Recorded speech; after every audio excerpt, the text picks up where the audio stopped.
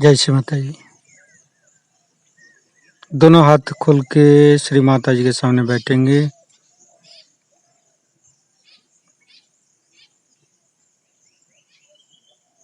Pray करेंगे। परम पूज्य श्री माता जी,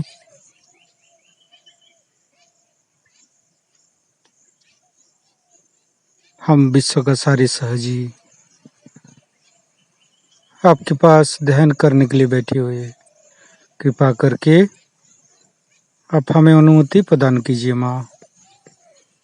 परम पूज्य श्री माता जी,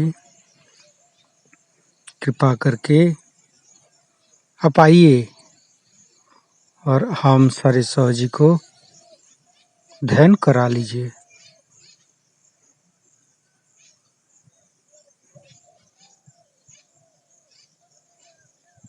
श्री माता जी के सामने प्रणाम करेंगे।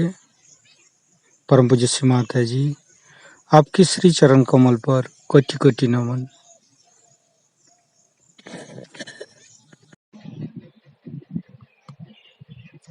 कुंडलनी उठा के बंधन लेंगे।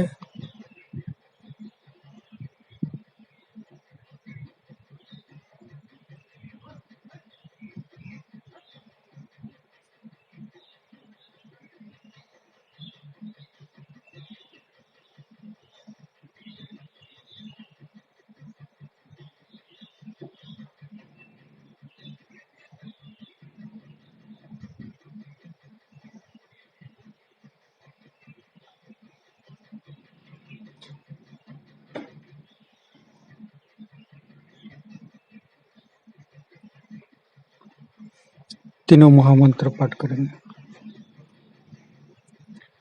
ओम तमेव साक्षात् श्री महालक्ष्मी महासरस्वती महाकाली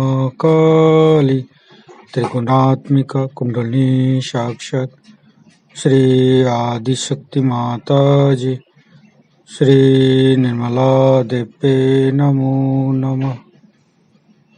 ओम तमेव साक्षात् श्री कल्की साक्षात् श्री आदिशक्ति माता जी श्री निर्मला देवे नमो नमः।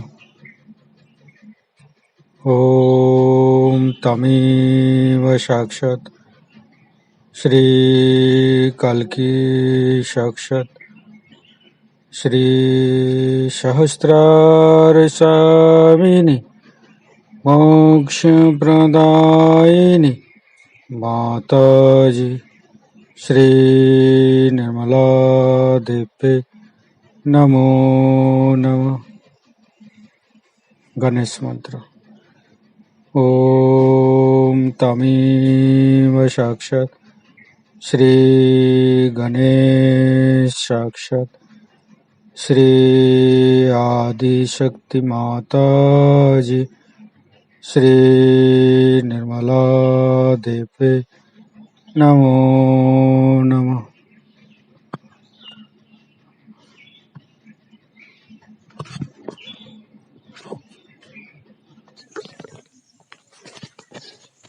परम पूज्य श्री माता जी, कृपा करके हमारे हृदय को सच कर दीजिए माँ। सच हृदय कमलासन में श्री चरण को स्थापित कर दीजिए माँ, ताकि हम निर्भय हो सके,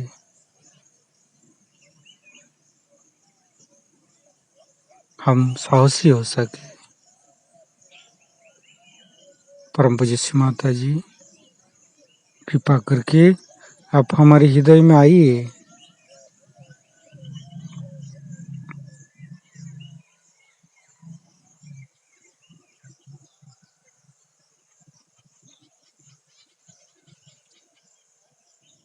धीरे धीरे हम संपूर्ण चित्त को मूलाधार चक्र पर लेके आएंगे। तीनों मूलाधार को देखेंगे।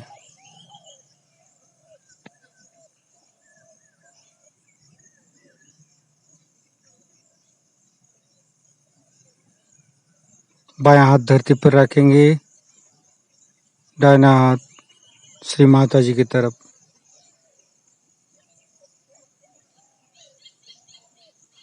परम पूज्य श्री माता जी, आप ही राक्षस संतरी है, कृपा करके हमारे राइट मूलाधार पर आप आइए और हमारे अंदर जो राक्षस प्रवृत्ति है उसको नाश करिए माँ। परम पूज्य श्री माता जी, कृपा करके कार्तिक रूप में आप हमारा राइट मूलाधार पर आइए और राइट मूलाधार के समस्त दोष आप दूर कर दीजिए।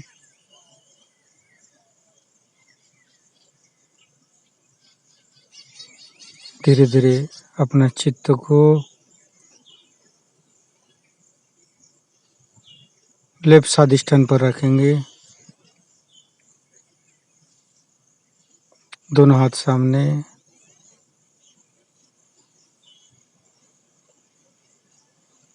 परम पूज्य श्री माता जी, कृपा करके हमको निर्मल विद्या प्रदान कीजिए। श्री माता जी, हमें निर्मल विद्या प्रदान कीजिए माँ।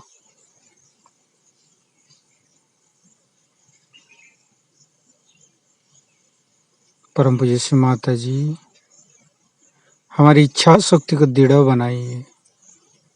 श्री माता जी, हमारे लेफ्ट स्वादिष्ठान की समस्त दोष, समस्त बाधा, समस्त रोग दूर करके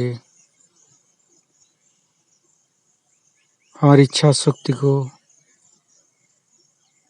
हमारी निर्मल विद्या को दृढ़ बनाइए माँ।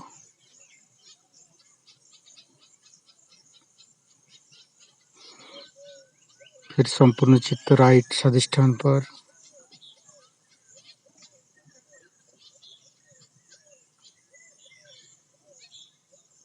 परम पूज्य श्री माता जी, कृपा करके आप हमारे राइट स्वादिष्ठान में आइए, हमारे लिवर पर आप आइए।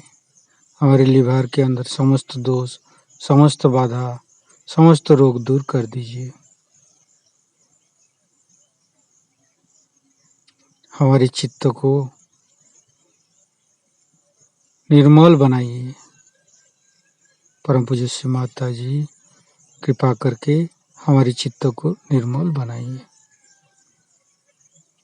श्री माता जी, हमें चंद्रमा के जैसे शीतलता प्रदान कीजिए।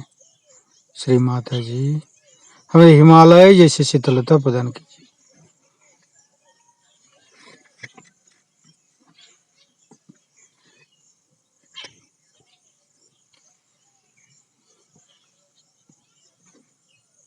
श्री माता जी, कृपा करके आप हमारे लिवर में आइए, आपकी श्री चरण कमल की शीतलता हमारे लिवर पर प्रदान कीजिए माँ।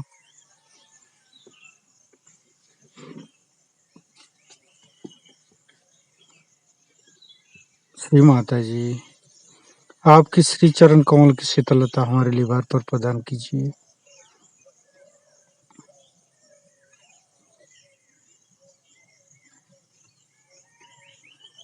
संपूर्ण चित्त लिवर पर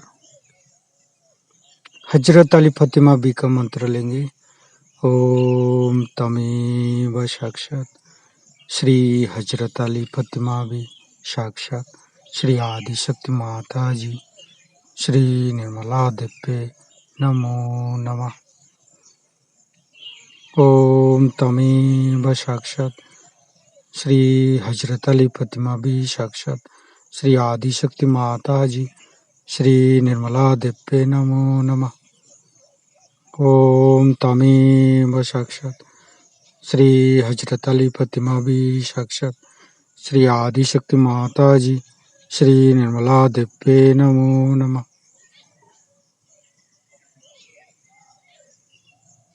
फिर धीरे धीरे अपने चित्त को मध्य स्वादिष्ठान में लेके आएंगे। माँ से प्रे करेंगे, माँ हमारे मध्य स्वादिष्ठान की समस्त दोष, समस्त बाधा, समस्त रोग आप दूर कर दीजिए। आप आइए, हमारे मध्य स्वादिष्ठान में आइए और हमारी कुंडलिनी का गति आगे बढ़ाइए। श्री माता जी कृपा करके हमें सृजनात्मक शक्ति प्रदान कीजिए।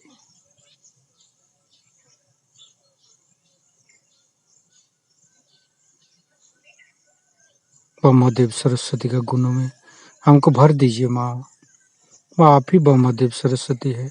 कृपा करके हमारे आपके गुण, ब्रह्मदेव सरस्वती के गुण हमारे अंदर प्रदान कीजिए माँ।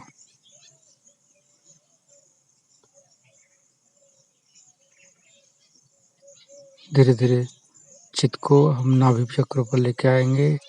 तीनों नाभि को देखेंगे।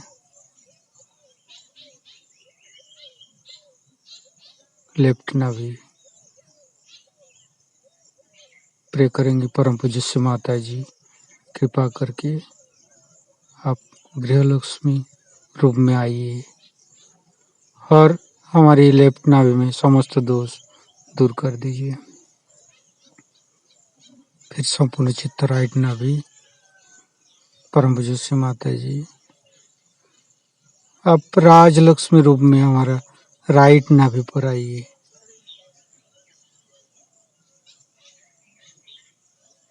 फिर संपूर्ण चित्त मध्य नाभि। माँ आप ही लक्ष्मी जी है, आप ही नारायण है, आप ही विष्णु है। कृपा करके हमारे मध्य नाभि का समस्त दोष दूर करके हमें संतोष प्रदान कीजिए, हमें उदारता प्रदान कीजिए माँ। फिर धीरे धीरे अपने चित्त को तीनों हृदय पर, तीनों हृदय को देखेंगे। राइट हृदय, लेफ्ट हृदय, मध्य हृदय। फिर गला में जलेंगे विशुद्धि चक्र। तीनों विशुद्धि को देखेंगे। लेफ्ट, राइट, मध्य। प्रे करेंगे। परम पूज्य श्री माता जी कृपा करके हमारे मध्य विशुद्धि चक्र पर आप आइए, हमें साक्षी भाव बनाइए। हमारे कंठ में, हमारे गला में मधुर वाणी दीजिए,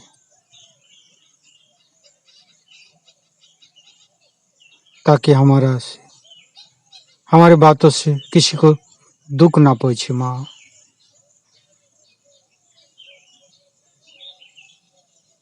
फिर धीरे धीरे अपना चित्त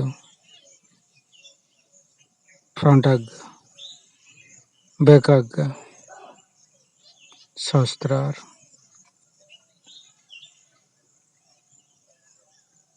माँ कृपा करके आप हमारी सहस्त्रार में विराजमान हुई। माँ हमें निर्विचारिता स्थिति देके आप ध्यान करा लीजिए।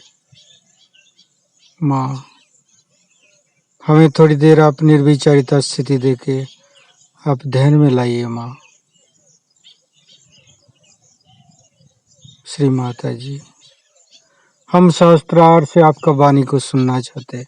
कृपा करके आपका वाणी हम सहस्त्रार में सुनाइए।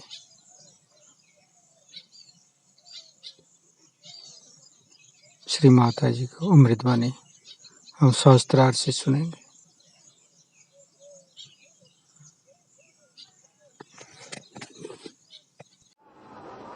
सत्य को खोजने वाले आप सभी साधकों को हमारा प्रणाम।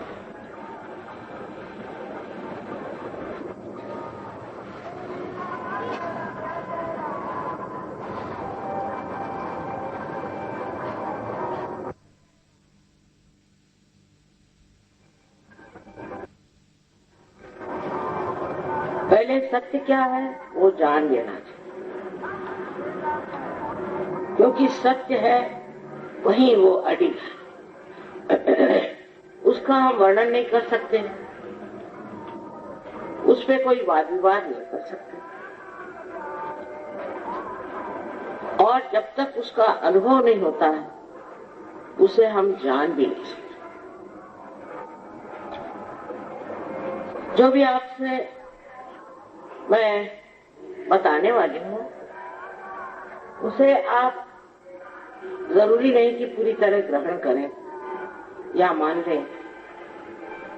इस अंधश्रद्धा से तो भगवान बचाए रखे। आजकल अंधश्रद्धा के कारण हम सबका हाल बहुत बुरा है। हो सकता है कि श्रद्धा से थोड़ी देर मन रम जाता है, किंतु उससे सत्य प्राप्त नहीं होता और मन की शांति नहीं। लोग पुण्य कमाने आपके वाराणसी में, काशी में कहां से आते, रास्ते में ही मारे जाते थे। बहुत से डाकू और ठग होते थे, वो उन्हें लूट लेते थे। तो भी ये श्रद्धा कि हम वाराणसी जाएंगे तो वहां जाने से हमारे सारे पाप धुल जाएंगे और हमें बड़ा पुण्य लाभ होगा। हो सकता है महादेव की कृपा से उनको थोड़ा बहुत पुण्य लाभ जरूर होता हो, किंतु जो कुछ भी पाया वो दर्शन मात्र। जैसे कि एक बड़ी सुंदर सी तस्वीर है और उस तस्वीर में, उस चित्र में चित्रकार ने बहुत सुंदर ऐसी सृष्टि रचाई। उसका सौंदर्य देख देखकर अभिभूत हो जाएगी। उसमें सुंदर सुंदर वृक्ष लगे हुए हैं, पहाड़ हैं, नदियां बह रही है, पक्षी उड़ रहे हैं और पेड़ न जाने रंग बिरंगे कितने ही फूलों से संवर के खड़े। उसे आप देख रहे हैं, देखते मात्र आप बहुत आनंदित हुए, देखा उसे। लेकिन देखने से सिर्फ देखना बनता है, उससे जो कुछ भी आनंद आया वो भी बुद्धि तक पहुंचकर खत्म हो जाता है। लेकिन वास्तविकता जो उस चित्र में है, जब तक आप उस वर्षा ऋतु में स्नात नहीं होंगे, उसमें नहाएंगे नहीं, तब तक उसकी असली अनुभूति आपको नहीं हो सकती। इसी तरह बाह्यता आप कुछ भी करें धर्म के नाम, पुण्य के नाम में, सत्य के नाम में, वो बाह्य होता है। जब तक उसका आनंद, आत्मा का आनंद, आत्मानुभूति हमें आती नहीं, तब तक वो आनंद क्षणिक होता है और उसका हमारे ऊपर विशेष परिणाम नहीं। जैसे कि हम देखते हैं लोग, अभी मैं गई थी वहां पुणे, एक बड़ी भारी कॉन्फ्रेंस बनाई थी, उसमें शांति की कॉन्फ्रेंस। उसमें न जाने लोग क्या क्या कह रहे थे। कोई कह रहा था हमारा धर्म अच्छा, दूसरा कह रहा था हमारा धर्म अच्छा, तीसरा कह रहा था हमारा धर्म अच्छा। हालांकि मैं देर से पहुंची, मैंने ये सब कुछ सुना नहीं था। मैंने सिर्फ ये कहा कि कोई सा भी धर्म जो पालन करता है, उससे क्या, उसे कोई रोक सकता है किसी को कर्म से? कोई भी धर्म का आदमी हो, उसको छुट्टी है, उसको कोई बंधन नहीं, वो चाहे जो कुकर्म करे और वो करता है। ऐसा तो नहीं देखा कि एक ही धर्म के लोग कुकर्म कर रहे हैं और दूसरे धर्म के लोग बिल्कुल ही कुकर्म कर रहे हैं। यहाँ से वहां तक देखा जाता है कि ये धर्म की जो भाषा है ये बदलनी पड़ेगी। सिर्फ कहने से कि हम फलाना है, हिंदू है, क्रिश्चियन है, ईसाई है, सिख है, जैन है, बुद्धिस्ट है, जो भी हो, उसे कुछ फर्क नहीं। जब तक मनुष्य अंदर से परिवर्तन को प्राप्त नहीं हो सकता, जब तक उसके अंदर ये बदल नहीं आता, तब तक यही कहते रहेंगे कि ये नामधारी कोई नाम चलाने वाला कोई तो भी है, और फिर उसी नाम को लेकर लड़ रहे हैं, मर रहे हैं। क्या फायदा? आपने असली धर्म को तो पाया ही नहीं। इस बात को पहले समझ लीजिए। क्या आप झूठ नहीं बोलते? क्या आप द्वेष नहीं करते? क्या आप दूसरों की चीजें नहीं मारते? क्या आपके मन में पूरी तरह समाधान है? क्या आपके अंदर पूरी तरह से शांति? क्या आपके अंदर प्रेम का स्रोत निर्वाज बगैर किसी अपेक्षा के बढ़ता है? वैसे बहते रहता है? ऐसे तो नहीं होता जैसे साधु संतों का हाल था, जैसे सूफियों का हाल था। वो तो आपका हाल होता नहीं है। तो जो धर्म धर्म धर्म करके आप अपने को बड़े धार्मिक कहलाते हैं, पहले जानना चाहिए कि धर्म अंदर जागना चाहिए। जब तक ये धर्म हमारे अंदर नहीं जागेगा, तब तक हम एक आडंबर में छिपे। ये मान लिया कि हम बड़े धार्मिक हैं और सोच लिया कि हम बड़े अच्छे बुरे की बात हम नहीं करते, पर असलियत में आप जो हैं वो बहुत ऊंची चीज है। आप क्या है? आप ये शरीर, बुद्धि, ये मन, अहंकार, ये बेकार के संस्कार ये नहीं है। आप एक शुद्ध आत्मा हैं, और जब तक आपके अंदर यह आत्मा स्वरूप नहीं आएगा, तब तक आप परमात्मा को तक नहीं पहचानते। कुरान में मोहम्मद साहब ने कहा हुआ कि जब तक तुम अपने को नहीं जानोगे, तब तक आप परमात्मा को नहीं जान सकते। और हमारे तो शास्त्रों में लिखा ही है कि आत्मा को जानो, आत्मा में उतरो, आत्मा को पहचानो। इसी तरह बाइबल में लिखा है अपने को जानो, नो दायसेल्फ। न जाने कितने बार लिखा गया कि अपने को जानो। लेकिन झगड़ा करो ऐसे कहीं नहीं लिखा, लड़ाई करो ऐसे कहीं नहीं। न जाने कहां से ढूंढ ढूंढ के निकालते हैं आयते, और जिसके कारण हम धर्म के लिए लड़ रहे हैं, परमात्मा के नाम पर हम लड़ रहे हैं। उसी से नहीं मरा तो भगवान के नाम पर पैसा कमा रहे हैं, उसको बेच रहे हैं हर जगह। क्या परमात्मा को बेच सकते? सच बात है कि बिल्कुल नहीं बेच सकते, लेकिन हम बेच रहे हैं परमात्मा को। और न जाने क्या क्या जब तब साधन करते हैं। कोई हिमालय में जाता है, एक पैर पे खड़ा होता है, और कोई पता नहीं महीनों तक खाना नहीं खाता, शरीर को श्रम देता है, तकलीफ करके सोचता है कि इस तकलीफ से ही वो परमात्मा को पाता है। जो भगवान, जो परमात्मा, जो अल्लाह,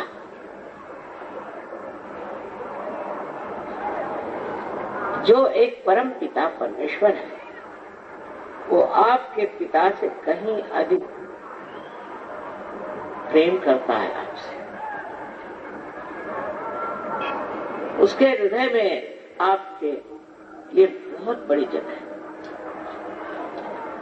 क्या वो चाहेगा कि उनसे मिलने के लिए आप ये सब दुनिया भर की चीजें करें, अपने शरीर को दुख दें, तकलीफ दें, मारपीट करें?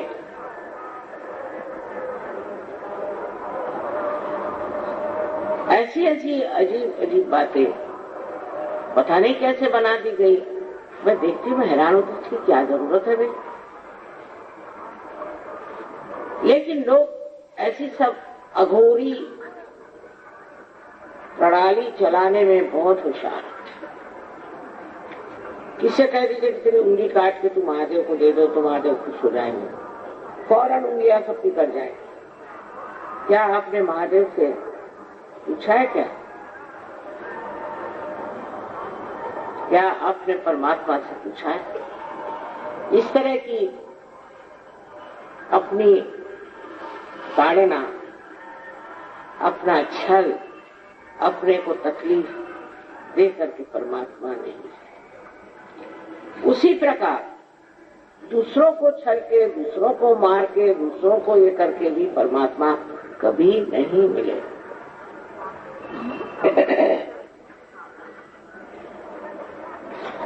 अब आप देखिए कि मूसा ने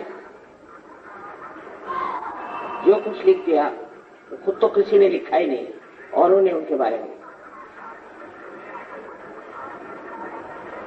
तो उन्होंने कहा था कि ऐसा आने वाला है कोई। उसके बाद ईसा मसीह आए, उन्होंने मूसा की बात लिखी, बिल्कुल जैसे कोई उनके वही बड़े बुजुर्ग हो गए, बहुत साफ साफ उन्हीं के बारे में उन्होंने नहीं, लेकिन जिन्होंने लिखा उन्होंने यही लिखा कि ईसा मसीह ने ऐसे कहा। उसके बाद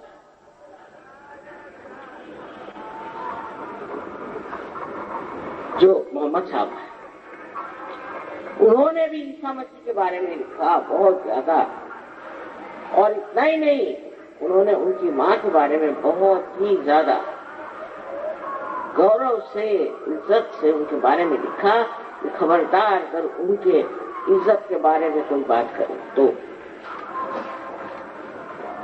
अब ऐसी 3 किताबें हो गई, और ये तीनों आपस में किस सिलसिले में लड़ रहे हैं मेरी आज तक समझ में नहीं आता।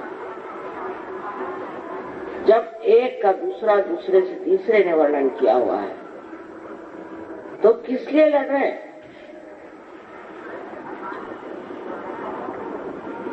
उस स्वभाव ही लड़ने का है, किसी भी बात पर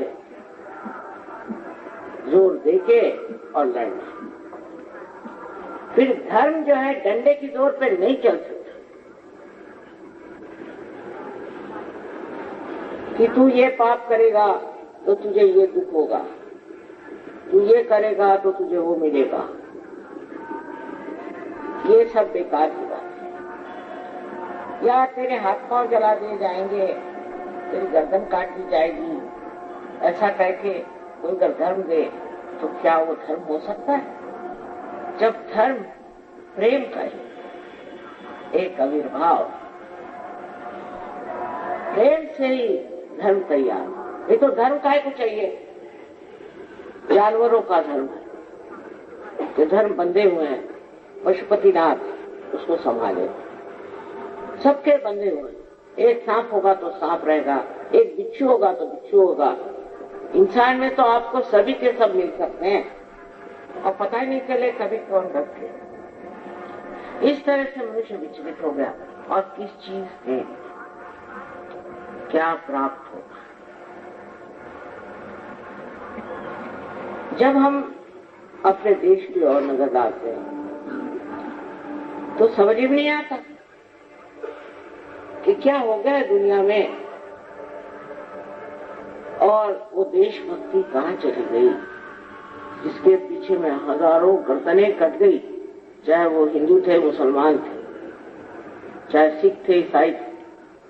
आज वो लोग गए कहाँ और ये सारे भूत कहाँ से आ गए? कहाँ से चुन चुन के ये राक्षसी प्रवृत्ति के लोग जो सिर्फ पैसा चाहते हैं कैसे आते? क्या वजह? इसकी वजह क्या है?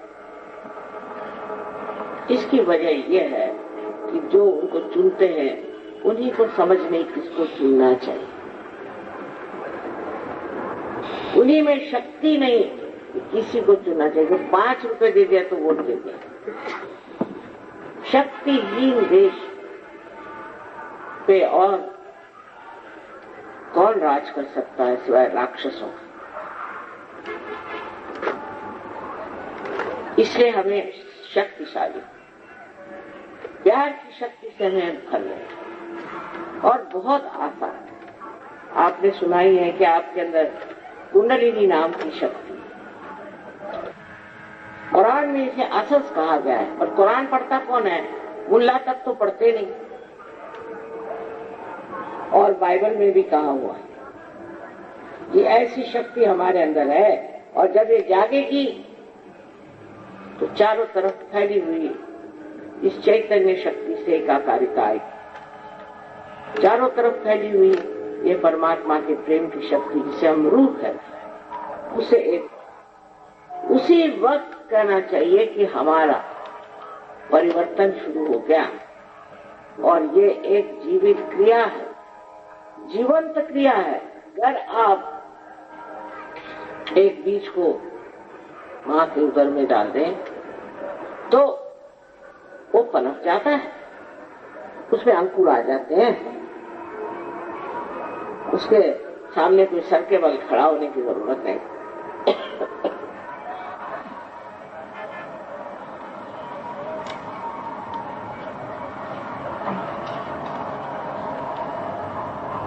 वो पृथ्वी स्वयं ही शक्तिशालिनी है और वो बीज में भी वो शक्ति है कि वो अंकुरित हो जाए। उसके लिए कोई भी विशेष प्रयत्न करने की जरूरत है। इसी प्रकार आपके अंदर भी ये शक्ति है, वो बनी हुई बैठी हुई वहां शक्ति है। वो फिर आप किसी भी जाति के हो, धर्म के हो, देश के हो, कौन सा आपका रंग हो, कुछ हो, वो सब आप इंसान के अंदर बसी हुई शक्ति। वो जानवरों में उतनी नहीं। आजकल बहुत चला है कि जानवर बचाओ और इंसान मारो। ये शक्ति जो है मनुष्य के अंदर पूरी तरह से समृद्ध हो जाए। जानवरों में भी होती पर समृद्ध नहीं।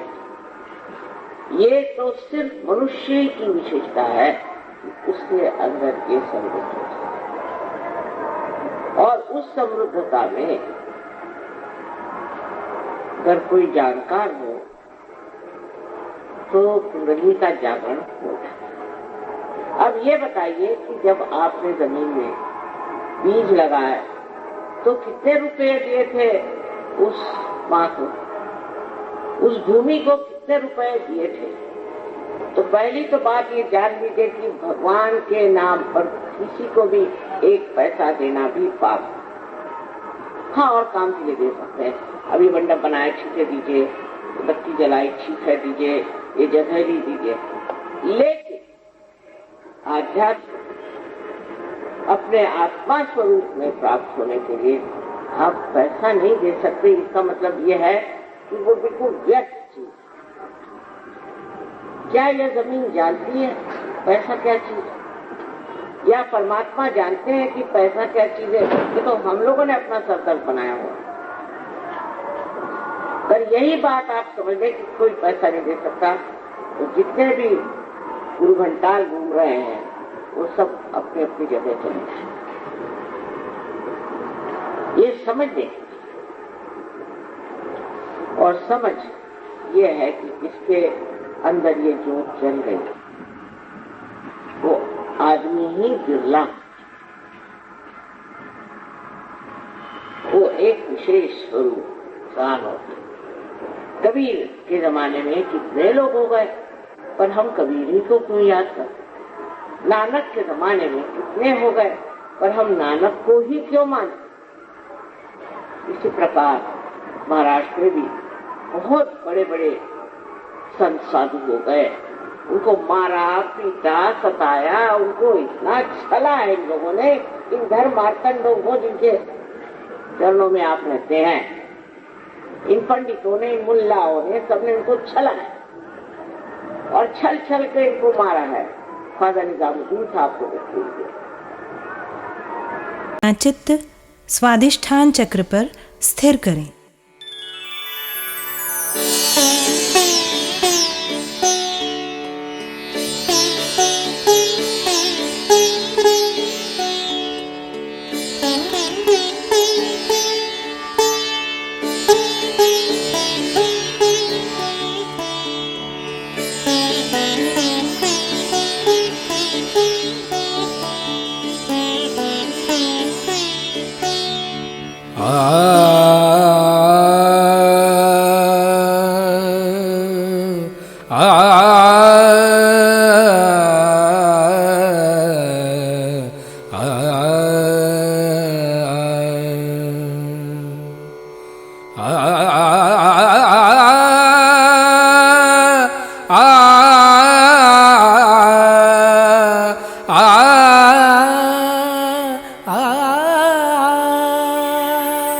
ज्ञानदायिनी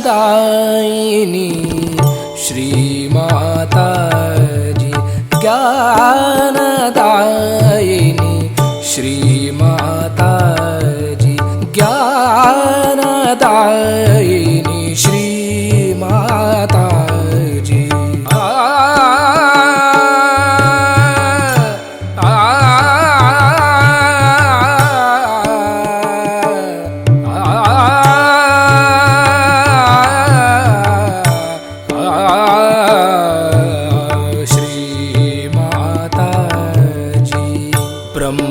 स्वरूपिणी मात सरस्वती ब्रह्मस्वरूपिणी मात सरस्वती ब्रह्मस्वरूपिणी मात सरस्वती ज्ञानदायिनी श्रीमाताजी पम गम पर पम गम पम गरे सा निरे ग गरे गम म गम पम गरे सा निरे गरे गम पम गम पद पम गम पम गरे गरे सा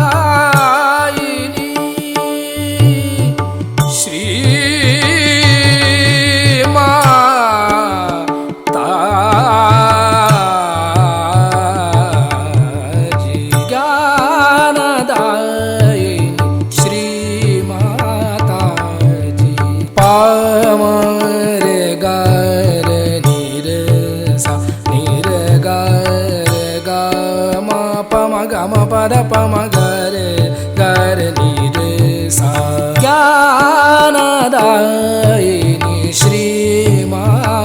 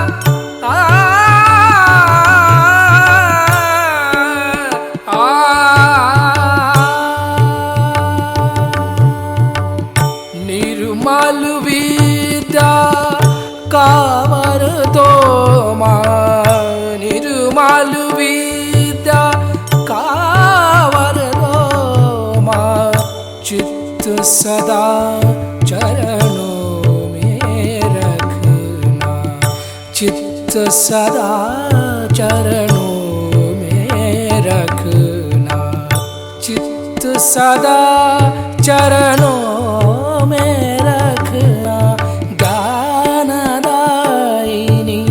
श्री माताजी ज्ञानदायिनी श्री माताजी ज्ञानदायिनी ज्ञानदायिनी ज्ञानदायिनी श्री माताजी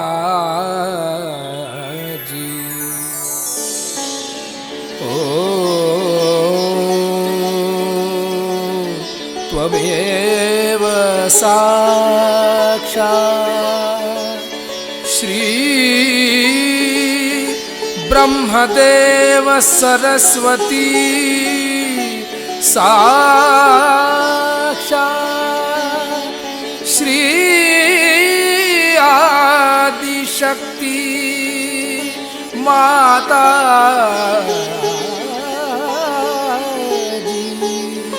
श्री